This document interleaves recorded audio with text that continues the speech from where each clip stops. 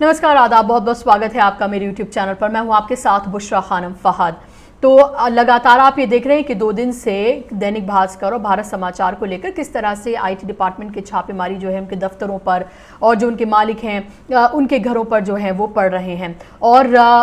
एक तरफ इस तरह के अखबार या न्यूज़ चैनल्स हैं जिन्होंने कोरोना के पूरे इस दौरान वो खबरें दिखाई जो आपके सरोकार से जुड़ी हुई थी, जो आप तक पहुंचनी बेहद ज़रूरी थी, और सरकार से वो तमाम क्रिटिकल सवाल पूछे, सरकार की आंख में आंख डालकर बिना डरे बिना घबराए वो तमाम रिपोर्ट्स आपको दिखाई जो आप तक पहुंचनी ज़रूरी थी और जो पत्रकारिता का धर्म है। दूसरी तरफ आप ये देखिए कि जो तमाम गोदी मीडिया चैनल्स हैं जो सरकार की गोद में बैठकर सरकार का एजेंडा, सरकार का प्रोपेगेंडा चलाते हैं, सरकार की वाहवाही करते हैं, कभी उसे वैक्सीन गुरु बताते हैं तो कभी किसी और नाम से उसको बुलाते हैं, वो तमाम सवाल जो उसको पूछने चाहिए उसको दरकिनार करते हुए सिर्फ ताली बजाते हैं और मदारी डमरू घुमाता है और बंदर जो है वो नाचने शुरू कर देते हैं। और क्यों ना ये लोग ये एजेंडा चलाएं भरपूर मात्रा में, जब इनको विज्ञापन के जरिए पैसे इन तक पहुंचाए जा रहे हैं, जब इनके पेट भरे जा रहे हैं, तो क्यों ना ये सरकार के गुणगान गाएं।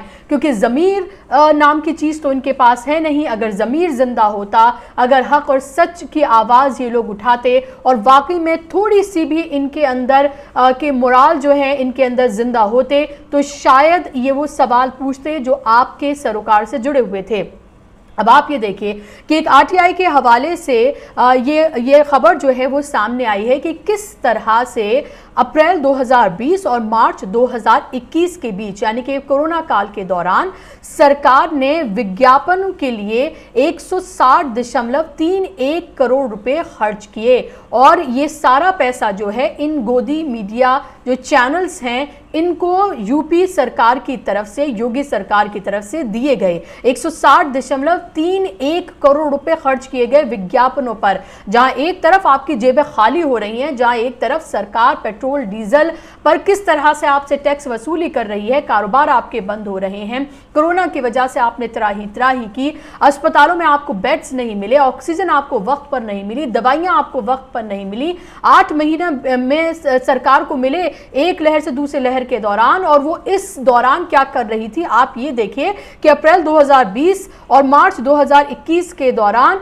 सरकार जो है वो 160.31 करोड़ रुपए उसने खर्च किए विज्ञापनों पर, अस्पतालों पर नहीं खर्च किए, ऑक्सीजन आपको मिले भरपूर उस पर खर्च नहीं किए, वैक्सीन आपको टाइम पर मिले उस पर खर्च नहीं किए, बल्कि अपनी इमेज चमकाने के लिए और आप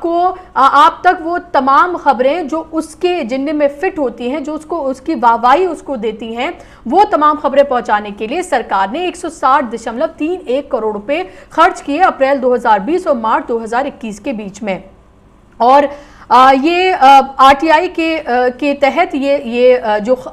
सूचना है वो पहुंची है। और मैं आपको ये बता दूं कि नेशनल टीवी न्यूज़ चैनल्स जो हैं उनको 88.68 करोड़ रुपए और जो क्षेत्रीय यानी कि जो रीजनल न्यूज़ चैनल्स होते हैं उनको 71.63 करोड़ रुपए विज्ञापन में दिए गए हैं। और इसके अलावा मैं आपको ये बता दूं कि सबसे ज़्यादा जिस विज्ञापन पर खर्च किए गए हैं वो है आत्मनिर्भर भारत। आपने देखा होगा कि मोदी हुकूमत आत्मनिर्भर भारत जो है वो उसको लेकर एक पूरा कैंपेन जो है वो चलाया था। आप पता नहीं आत्मनिर्भर हुए नहीं हुए या कितने आप जो है दूसरों पर निर्भर और हो गए इस पूरे कोरोना काल के दौरान, लेकिन सरकार ने किस तरह से इस विज्ञापन को चलाने के लिए इन गोदी टीवी चैनल्स की, इन गोदी मीडिया की जो है किस तरह से जेबें भरी हैं विज्ञापन के नाम पर। सबसे ज्यादा जो खर्च किया गया है वो आत्मनिर्भर भारत विज्ञापन को लेकर खर्च किया गया है सरकार की तरफ से।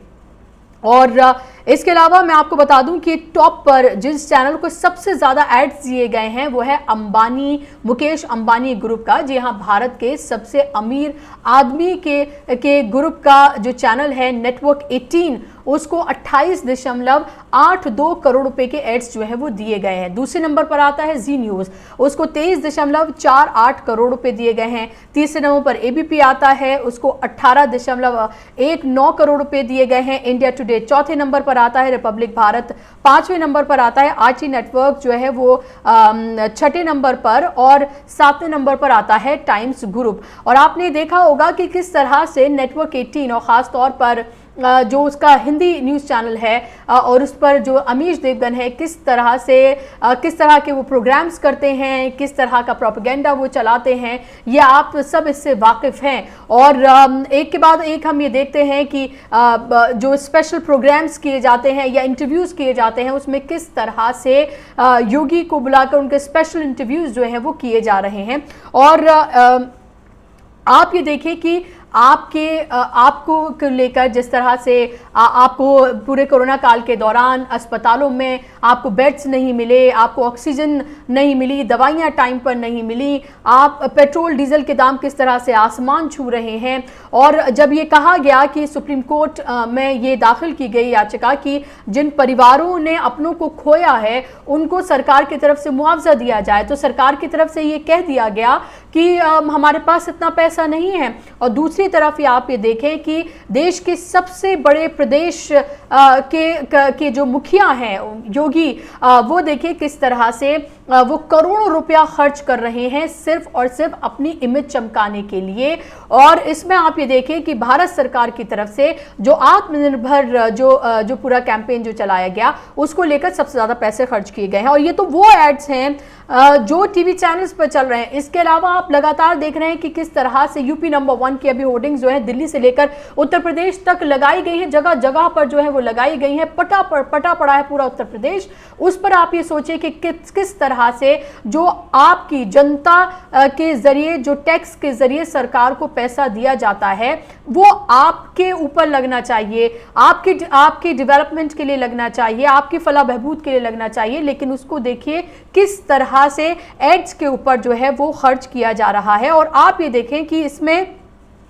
सुदर्शन न्यूज़ जैसे चैनल को जो मुसलमानों को लेकर सिर्फ और सिर्फ उसका एक एजेंडा है कि मुसलमानों को लेकर दिन रात वो नफरत परोसे, उस तक को 2.68 करोड़ रुपए का जो विज्ञापन जो है वो योगी हुकूमत की तरफ से दिया गया है। और मैं आपको ये भी यहाँ पर बता दूं कि ये दरअसल 45 वर्षीय उमा शंकर दुबे हैं जिन्होंने ये आरटीआई जो है वो दाखिल की थी। और उस आरटीआई के जवाब में सरकार की तरफ से ये बताया गया है कि किस तरह से उसने अलग अलग न्यूज़ चैनल्स को ये एड्स जो हैं वो दिए हैं। अब आप अच्छे से आप ये समझिए कि किस तरह से जब इनकी जेबें सरकार की तरफ से इस तरह से भरी जाएंगी, जब उनको इस तरह से करोड़ों रुपए के एड्स जो हैं वो दिए जाएंगे, तो फिर क्यों नहीं ये सरकार की वाहवाही करेंगे। ज़मीर तो इनका मरा हुआ है क्योंकि इनको सिर्फ और सिर्फ पैसे चाहिए। और अगर ज़मीर जिंदा होता तो कम से कम आपके सरोकार से जुड़े कुछ सवाल ये सरकार से पूछते। और आप ये देखिए कि जो पूरी फहरिस्त है इसमें तमाम चैनल्स शामिल हैं एक्सेप्ट एनडीटीवी। एनडीटीवी को सरकार की तरफ से, योगी हुकूमत की तरफ से कोई ऐड नहीं दिया गया है। तो ना इंग्लिश जो एनडीटीवी है 24/7 और ना ही जो एनडीटीवी इंडिया है उसको किसी तरह का कोई ऐड जो है, जो अभी आरटीआई के हवाले से जो इंफॉर्मेशन जो मिली है उसके तहत एनडीटीवी को किसी तरह का कोई ऐड नहीं दिया गया। यानी कि सुदर्शन न्यूज़ तक को जो है सरकार की तरफ से ऐड दिया गया है, लेकिन सरकार से जो सवाल पूछते हैं जो चैनल, उसको एनडीटीवी को, उसको सरकार की तरफ से, यूपी सरकार की तरफ से कोई ऐड जो है वो नहीं दिया गया है। ये साफ तौर पर, खुले तौर पर